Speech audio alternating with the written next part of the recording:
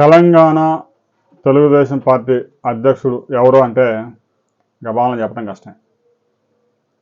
బక్కని నరసింహులు పెద్దగా ఊరు పేరు లేని వ్యక్తిని తెలంగాణ తెలుగుదేశం పార్టీ అధ్యక్షుడిగా పెట్టారు. అందులో కూడా వ్యూహం ఉంది. ఎందుకంటే బాగా పేరు ప్రఖ్యాతలు ఉన్న వ్యక్తిని పెడితే కొన్ని సంవత్సరాలు తెలంగాణ తెలుగుదేశం పార్టీలో స్వారీ చేసి ఎవడికొకడికి అమ్ముడు పోయే అవకాశం ఉంది. అటు టీఆర్ఎస్కో కాంగ్రెస్కో ఏదో ఒక పార్టీకి.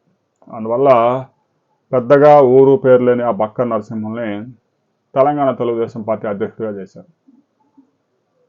సరే, తెలంగాణలో తెలుగుదేశం పార్టీ పోటీ చేసి గెలిచే పరిస్థితులు పెద్దగా లేకపోయినా ఎవరు గెలవాలి అని డిసైడ్ చేసే ఓటింగ్ ఫ్యాక్టర్ మాత్రం తెలుగుదేశం పార్టీ చేతిలో ఇప్పటికీ ఉంది. ఖమ్మం జిల్లాలో, రంగారెడ్డి జిల్లాలో, హైదరాబాద్లో, మేడ్చల్లో, హైదరాబాద్ పరిసర ప్రాంతాల్లో ఇప్పటికే 42 లక్షల ఓటు బ్యాంకు తెలుగుదేశం పార్టీకి ఉంది. ఆ ఓట్లు ఎవరికి పడితే, అంటే బీజేపీకి పడితే బీజేపీ, కాంగ్రెస్కి వెళ్ళి మొగ్గు చూపితే కాంగ్రెస్, బీఆర్ఎస్కి ఎలాగూ తెలుగుదేశం పార్టీ నుంచి ఒక ఓటు కూడా పోయే అవకాశాలు లేవు కాబట్టి బీఆర్ఎస్ వాళ్ళు ఆ తెలుగుదేశం పార్టీ ఓట్లు కొల్లగొట్టేందుకు అందరూ ప్రయత్నాలు చేస్తూ ఉన్నారు.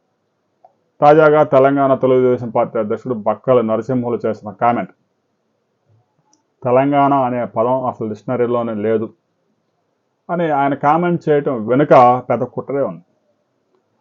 తెలంగాణలో తెలుగుదేశం పార్టీని లేకుండా చేస్తున్న కుట్రలో భాగంగా నరసింహులతో ఈ వ్యాఖ్యలు చేయించారు అని అనుమానం కలుగుతాం. నరసింహులు ఏమీ మామూలు కార్యకర్త కాదు. పార్టీ ఎప్పుడో 42 సంవత్సరాల నుంచి పార్టీలో ఉన్న వ్యక్తి.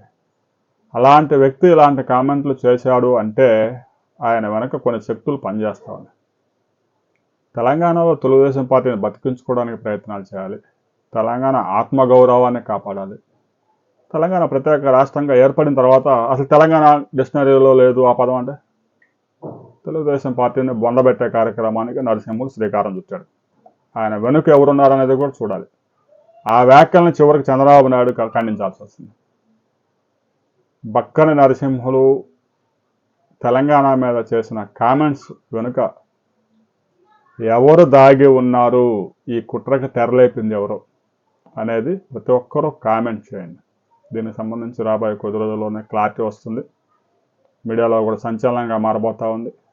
అసలు దీనికి కుట్ర పన్నింది ఎవరు అనే విషయం కూడా బయటకు వస్తుంది. తర్వాత మరిన్ని వివరాలతో మరో వీడియోలో మనం కలుసుకుందాం.